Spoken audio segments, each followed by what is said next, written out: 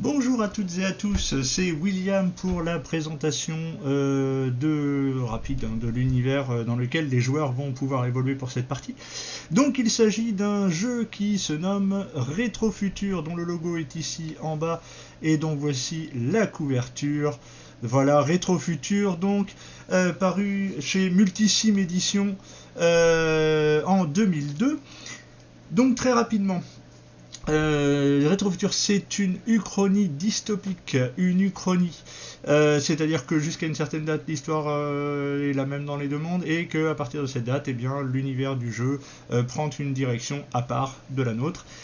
Et dystopique, puisque l'univers dans lequel les joueurs vont évoluer est un peu tout pourri. Et ils vont incarner donc des résistants à ce monde. Donc, pour vous décrire très rapidement le lore, tout débute à partir de l'année 1860, où le 26 juillet 1860, des scientifiques, des artistes, des hommes d'État se sont réunis sur l'île d'Orcade, sur une des îles d'Orcade au nord de l'Écosse, et publient un communiqué dont je vous lis ici un extrait. C'est le 16 mars de cette année que nous, savants, artistes et hommes d'État, avons été choisis comme messies de la révolution étrangère. L'homme n'est pas le seul dans l'univers et il a été choisi par un peuple supérieurement évolué pour s'élever dans la grande échelle des espèces. Nous avons mérité ce contact car nous étions sur la voie. Observés depuis des siècles, nous avons été considérés comme dignes de cet héritage, fort d'une science avancée ainsi que d'une philosophie élevée à l'échelle cosmique. Les étrangers sont notre avenir. C'est pourquoi nous allons œuvrer pour leur venue, user du savoir qu'ils nous ont transmis pour leur permettre un accès physique à la Terre. Aidez-nous, dignes habitants de ce monde, à les accueillir. Et donc, à partir de ce moment-là, tout va changer, le monde va radicalement changer, les États-nations vont peu à peu disparaître. Dans les années 1920, le monde va se lancer rapidement à la course à l'espace, jusqu'en 1935, où Divine Providence, c'est son nom, est la première station spatiale orbitale mise en place notamment par l'Europol. Alors je vais expliquer un petit peu tout ça. Le monde dans lequel les joueurs évoluent au niveau géopolitique mondial est radicalement différent du nôtre, comme vous le voyez ici. Vous voyez déjà que les États-Unis sont divisés désormais en 3 États, Paradise, CAA et UAA, qu'il y a des interzones, des conflits un peu partout, que la Russie s'appelle désormais Novaya Rodina. Novaya Rodina, donc en 1910, les tsars russes sont renversés par un coup d'État qui met à la tête de ce nouvel État un certain Rasputin. Et donc les joueurs vont évoluer dans Europol. Alors Europol, très rapidement, Europol, c'est le continent européen, mais désormais qui ne fait plus qu'un seul et même ensemble, une seule et même ville. C'est une titanopole. Car ce qui a changé dans cet univers, c'est que les hommes se sont concentrés en titanopole. Ce ne sont plus quelques métropoles par-ci par-là, c'est une titanopole qui sont toutes reliées les unes aux autres via notamment les nouvelles technologies de transport que l'on doit notamment aux étrangers, à ces extraterrestres, dont on ne connaît absolument ni le visage, ni l'allure, ni quoi que ce soit. On sait juste que on a leur technologie, certaines technologies apparaissent et nous sont transmises et donc utilisées. Autres petits éléments de lore pour que vous compreniez un petit peu comment ça se passe. Donc désormais le monde, dans les années 50, c'est 53, 54, c'est les années dans lesquelles les joueurs vont évoluer. Désormais Europol est dirigé par des agences. Agence des technologies étrangères, agence étrangère, agence de l'hygiène mentale, de l'eau, du bâtiment. Voilà, vous avez plein de petites agences comme ça, plus ou moins grosses, plus ou moins importantes, qui sont chargées de gérer les populations. Sauf que tout ne va pas bien dans ce monde. Et notamment d'extraterrestres, il n'y a point.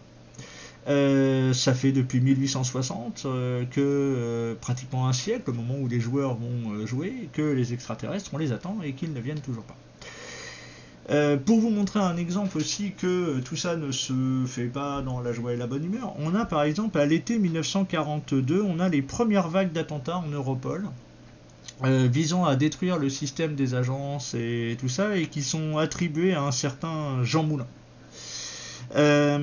ce Jean Moulin qui va finalement être arrêté et qui se serait suicidé durant son transfert d'une des maisons carcérales d'Alte Paris jusqu'à Néo-Berlin, et là où il devait être jugé. Et il se serait suicidé à ce moment-là, donc une disparition étonnante. Surtout que dans cet univers, il y a déjà des précédents. Cela va même un peu plus loin, puisqu'en 1948, un scientifique de renom, un certain Albert Einstein, va même jusqu'à publiquement dénoncer le dogme officiel de la venue des étrangers en affirmant que ces étrangers n'existent pas. Et cela va déboucher 2 ans plus tard, en 1950, à sa disparition. Albert Einstein a disparu. Et ça va avoir des conséquences absolument impressionnante dans ce monde-là, puisque en Europol, le 20 novembre 1950, est placardé partout dans la ville, dans toutes les villes, dans tous les coins, dans toutes les rues, là où on peut, bref, un peu partout, l'appel des catacombes, qui est un appel à la résistance.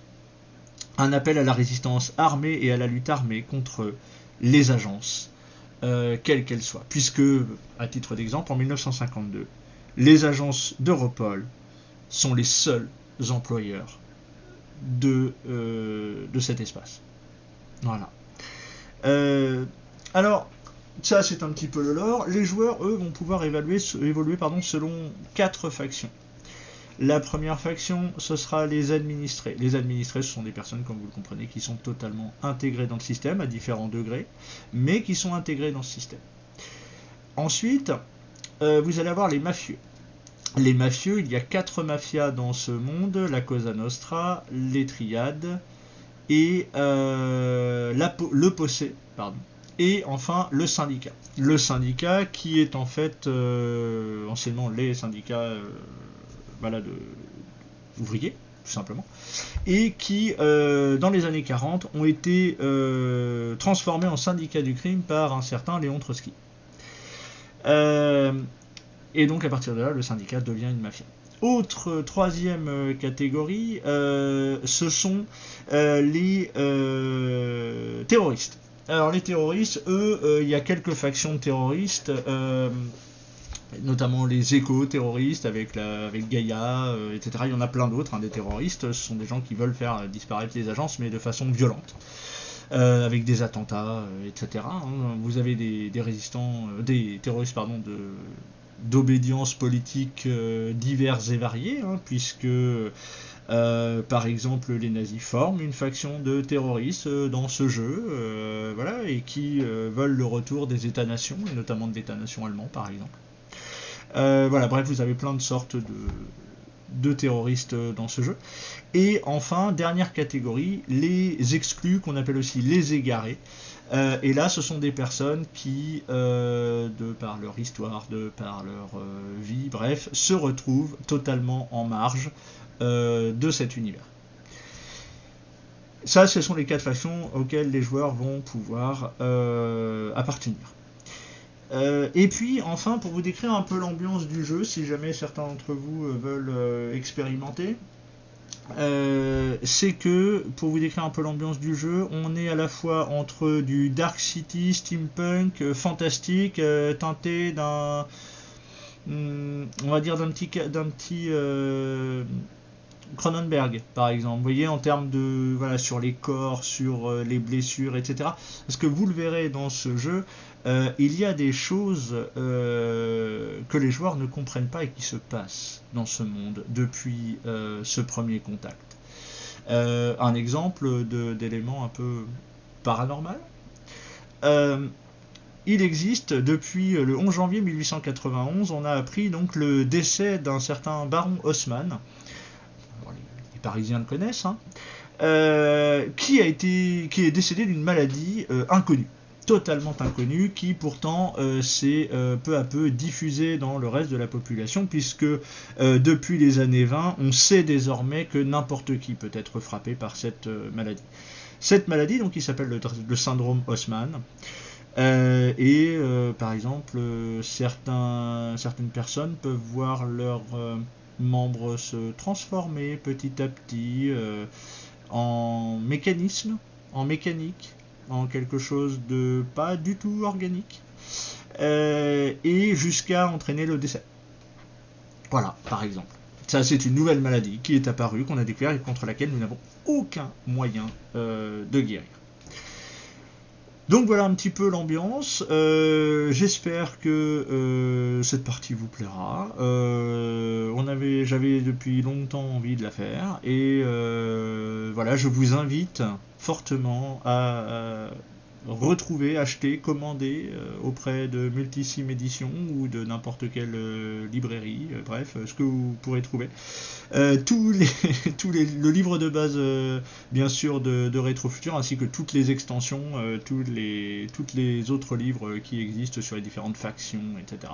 C'est un univers ultra riche, que j'aime beaucoup, ne serait-ce que pour justement cette ambiance à la fois Dark City, fantasy, fantastique, plus que fantasy, fantastique, avec l'irruption du paranormal dans la réalité, et avec ce petit côté Cronenberg, déformation décor un peu dégueu, que j'aime pas mal. Voilà, et bien écoutez, je vous souhaite une bonne partie, un bon visionnage, et on va commencer tout d'abord par la présentation des personnages sous la forme d'une fracture.